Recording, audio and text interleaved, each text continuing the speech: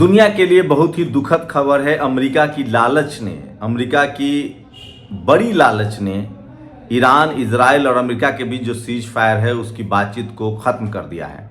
19 घंटे की बातचीत के बाद ये साफ हो गया है कि बातचीत का कोई हल नहीं निकला है। बातचीत बेनतीजा ख़त्म हो गया है।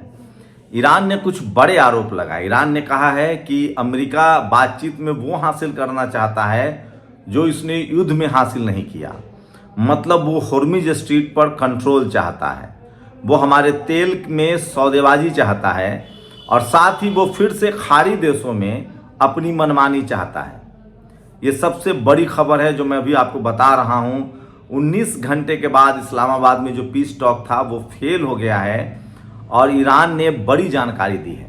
ईरान के माने तो युद्ध में अमेरिका जीत नहीं पाया। होर्मुज स्ट्रीट पर कब्जा करना उसकी मंशा है ताकि वो दुनिया से पैसा वसूल सके। साथ ही वो ईरान के तेल भंडार पर, गैस भंडार पर उसकी नज़र है और जो काम वो युद्ध में लड़कर नहीं हासिल कर पाया वो बातचीत के जरिए हासिल करना चाहता था। उसके बाद ये लगभग बातचीत खत्म हो गई है। वहीं ईरान ने अपने पक्ष साफ साफ रख दिए हैं। ईरान के तरफ से 3-4 मोटी मोटी मांगे हैं। पहला जो उसका मांग है कि उस पर सारे प्रतिबंध पूरी तरह से खत्म किया जाए और 11 लाख करोड़ रुपए जो उसके दुनिया भर में फ्रीज हैं उसे पूरी तरह से उसे हवाले कर दिया जाए।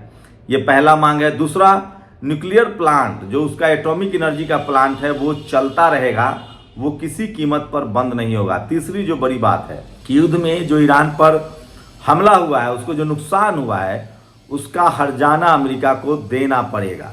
तो हर्जाना भी देना पड़ेगा और साथ में अब कभी भी अमेरिका ईरान पर हमला नहीं कर पाएगा। ये बड़ी खबर है क्योंकि दुनिया को पता है कि अमेरिका अपने बात पर नहीं रहता है। वो एक कॉन्स्पिरेसी मेकर देश है और क्या पता कल फिर से वो हमला कर दे। तो ईरान इसको बाकायदा लिखित में चाहता है और इसलिए ईरान ने रूस और चीन को इसका गारंटर बनाया है ताकि कल अगर हमला होता है तो रूस और चीन जो है वो पूरी तरह से ईरान के साथ खड़े होंगे। तो सोचिए, ईरान के जो राजनयिक हैं, चाहे वो अरागची हों, चाहे उनके तो एक फाइटर पायलट जो हैं वो भी इस बातचीत डेलीगेशन में शामिल हैं।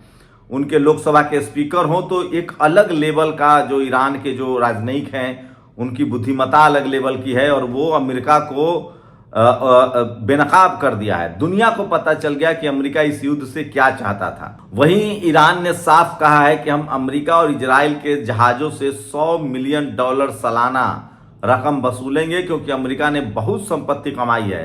खाड़ी देशों के तेल में पेट्रो डॉलर का कारोबार है।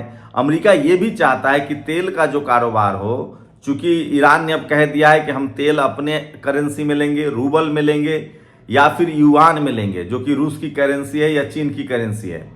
अमेरिका चाहता है कि नहीं, जो पहले व्यवस्था बनी हुई थी डॉलर वाली उसी में आप रहिए, आप पर प्रतिबंध लगा रहेगा। दुनिया भर में जो आपकी संपत्ति सीज है, फ्रीज है, वो नहीं छूटेगा। तेल आप कितना बेचेंगे, किसको बेचेंगे, वो सब हम तय करेंगे। सोचिए, मतलब युद्ध से पहले जो व्यवस्था बनी हुई थी उसी को वो कायम रखना चाहता है। अब सवाल है कि जब वही व्यवस्था थी तो ईरान ने युद्ध में गया, ईरान अब जीत गया है, अमेरिका घुटनों पर है, तो ये बातचीत ईरान किसी भी कीमत पर मानने के लिए तैयार नहीं है। वहीं ईरान की जो मोटी मोटी मांगे है कि 11 लाख करोड़ से ज़्यादा की जो परिसंपत्ति उसकी सीज है उसको जारी किया जाए और उसको गारंटी मिले, जिसका गारंटर रूस और चाइना है कि अब कभी भी अमेरिका ईरान पर हमला नहीं करेगा। और ये गारंटी अगर ईरान को मिलता है तो फिर इजराइल की हैसियत नहीं है कि वो ईरान पर हमला करे। इससे होगा कि उस क्षेत्र में जो फिलिस्तीन है उसको आज़ादी मिल जाएगी, लेबनान है उसको आज़ादी मिल जाएगी। लेबनान को लेकर ईरान ने साफ कहा है कि हम लेबनान को नहीं छोड़ सकते हैं। इजराइल चाहता है कि फिलिस्तीन पर उसका कब्जा अभी बरकरार है, वहाँ वो लड़ रहा है, कब्जा कर रहा है, लेबनान पर वो हमला करता रहे और इस मामले में ईरान न बोले। तो ये तमाम मोटे मोटे बड़े मुद्दे हैं जिसके बाद बातचीत असफल हो गया है, बातचीत फेल हो गई है। इसका मतलब साफ है कि फिर से 14 दिनों का ये सीज फायर है। अगर ये बातचीत अगले दौर में नहीं पहुंचता है तो फिर एक बड़ा भयानक युद्ध हो सकता है। लेकिन ईरान ने अपनी ताकत दिखा दी है, ईरान ने अपनी काबिलियत दिखा दी है और कहा जा रहा है कि अगर अमेरिका तैयारी कर रहा है तो IRGC भी तैयारी कर रहा है। आपको मैंने सीज फायर के दूसरे ही दिन बताया था, आज चौथा दिन है कि कि पश्चिम एशिया में और ईस्ट एशिया में, पूर्व एशिया में बड़ी तैनाती कर रहा है अमेरिका अपनी फौज की। वहीं जब बातचीत चल रही थी इस्लामाबाद में, तब भी होर्मुज स्ट्रीट में एक बड़ा युद्धपोत पनडुब्बी सबमरीन देखा गया था, जिसके बाद ईरान ने अलर्ट किया कि आप आधे घंटे में इस इलाके से निकल जाइए, नहीं तो हम आप पर हमला करेंगे। उसके बाद वो सबमरीन वापस हुआ, फारस की खाड़ी से निकलकर वो चला गया प्रशांत महासागर की तरफ। तो ये साफ है कि इस युद्ध के कई मायने हैं और अमेरिका वो हासिल करना चाहता है जो इस युद्ध की वजह से वो गंवा चुका है। पहले ईरान पर प्रतिबंध था, पहले ईरान की संपत्तियां फ्रीज थी, पहले ईरान न्यूक्लियर नहीं बना सकता था, लेकिन सवाल है कि ये सारे फैसले अब उस पर थोपे नहीं जा सकते क्योंकि वो युद्ध में एक विजेता के तौर पर उभरा है। अब ये कहा जा रहा है कि ईरान ने अपना न्यूक्लियर पावर भी हासिल कर लिया है। उसने होर्मुज स्ट्रीट के नाम से ये बड़ा जो है परमाणु परीक्षण किया है। होर्मुज स्ट्रीट पर अब उसका पूरी तरह से कंट्रोल है, वहां एक परिंदा भी पर नहीं मार सकता है, एक शिप भी इधर से उधर नहीं जा सकता है। मतलब दुनिया में तेल की क्राइसिस और बढ़ेगी। खाड़ी देशों का जहां तक मामला है, ईरान की लगातार कोशिश है कि ये तो खाड़ी देशों का फैसला है कि वो अमेरिका के साथ क्या सुलूक करेंगे, लेकिन अमेरिका का सबसे बड़ा जो दुखती रग है वो ये है कि खाड़ी देशों से उसका बोरिया बिस्तर बंध रहा है और वहां उसका जो पेट्रो डॉलर कारोबार था वो चौपट हो रहा है।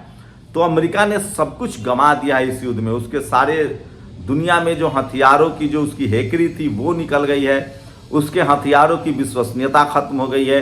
कोई भी अब अमेरिका से फाइटर जेट नहीं लेगा, कोई भी युद्धपोत नहीं लेगा, कोई भी उसकी वायु रक्षा प्रणाली थार्ड हो या पैट्रियट हो, उसकी अहमियत नहीं है, क्योंकि ये सब इस युद्ध में फेल हुए हैं। वही कहा जा रहा है कि ईरान जो है वो विज्ञान में दुनिया भर को टक्कर दे रहा है। वो चीन, रूस और अमेरिका से भी आगे निकल गया। उसने 45 सालों में इतना बड़ा एक जनरेशन तैयार कर लिया है जो आर्टिफिशियल इंटेलिजेंस हो, मैथमेटिक्स हो, फिजिक्स हो। सोचिए F-35 जिसको गिराया गया था वो थर्मोडायनामिक्स के आधार पर, अब तक रडार जो काम करते थे वो गति के आधार पर काम करते थे। उसके बाद उसने गर्मी हीट को पहचाना और उस टारगेट को अचीव किया।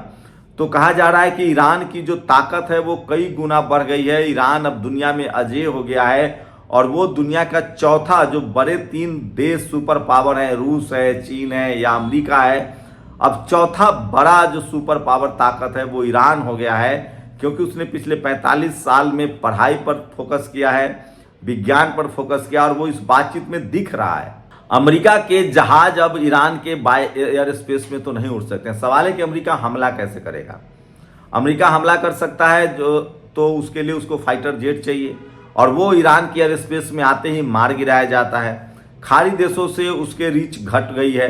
तो या तो अमेरिका 10,000, 12,000, 15,000 किलोमीटर वाले मिसाइल्स के बड़े प्रयोग कर सकता है, क्या वो परमाणु बम का इस्तेमाल कर सकता है। कहा जाता है कि डोनाल्ड ट्रंप अनप्रिडिक्टेबल है, लेकिन सवाल है कि अमेरिका के लोग जो है वो प्रिडिक्टेबल है। अमेरिका के लोगों को लग गया है कि इस युद्ध में हम जीत नहीं सकते हैं और सबको पता है कि डोनाल्ड ट्रंप, चूंकि उसकी एप्स्टीन फाइल में नाम है, उसको इसके बाद जांच होगी, उसको जेल जाना पड़ेगा, राष्ट्रपति रहते हुए भी इम्पीचमेंट हो सकता है, उसको हटाया जा सकता है। उसकी पत्नी ने खुद आकर कहा है कि हम एप्स्टीन फाइल को नहीं भूल सकते हैं, उसके दोषियों को नहीं भूल सकते हैं और देर सवेर इन लोगों को जेल जाना पड़ेगा।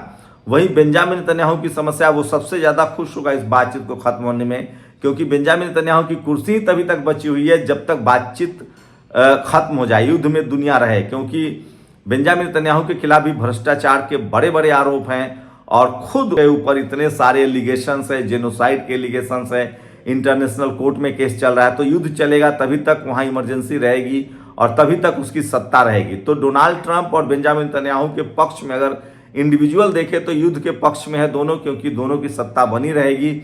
लेकिन इससे दुनिया का बड़ा नुकसान होगा।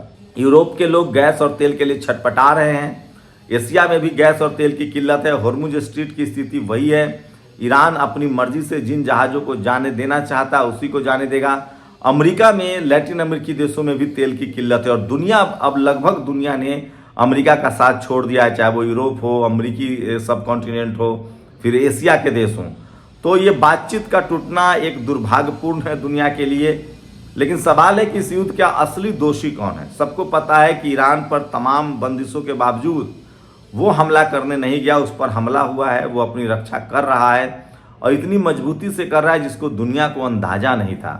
तो ईरान ने इस युद्ध में एक बड़ी लकीर खींच दी और वो टेबल टॉक पर भी अपनी बात को आगे रख रहा है। उसका सीधा कहना है कि हम इस युद्ध में जीत कर आए हैं, सीज फायर तुमने कहा है, हम तुम्हारी बात क्यों माने। और सवाल है कि हॉर्मुज स्ट्रेट चाहिए अमेरिका को, तेल में भागीदारी चाहिए, ये कैसे संभव हो सकता है। वही ईरान कह रहा है कि हमें पूरी तरह से आज़ादी चाहिए, हमारे ऊपर सारे प्रतिबंध हटाए जाएं, वो तो ऐसे भी हट गया है। उसकी सबसे बड़ी मांग है कि 11 लाख करोड़ की जो संपत्ति है, जो दुनिया भर में अमेरिका ने फ्रीज कर रखा है, जो उसके तेल के पैसे का कारोबार है, उसको रिलीज किया जाए। वो एक बड़ी खबर है। न्यूक्लियर प्लांट पर वो कोई समझौता करने के लिए तैयार नहीं है। और दूसरा जो सबसे बड़ा मुद्दा, वो हट जाना चाहता है। इस युद्ध में जो ईरान को नुकसान हुआ है उसका एक एक पाई अमेरिका को देना पड़ेगा, उसके बाद ही बातचीत आगे होगी। और इस पर ईरान जो है वो अटल है और वो इससे हटने के लिए तैयार नहीं है। तो इस वजह से चौथे दिन ही सीज फायर की बातचीत खत्म हो गई है। अब इंतजार कीजिए कि क्या कोई बड़ा हमला होगा। ये सबसे बड़ी खबर है। आप लोग अपनी राय जरूर दीजिए। शुक्रिया। नेशनल दस्तक की आपसे गुजारिश है कि अगर इसको बचाना चाहते हैं तो नेशनल दस्तक को सब्सक्राइब करने के लिए रेड कलर के सब्सक्राइब बटन को दबाएं, फिर बेल आइकन की घंटी दबाएं। नेशनल दस्तक को बचाने के लिए बहुत जरूरी है कि हर खबर को शेयर करें, लाइक करें, कमेंट जरूर करें।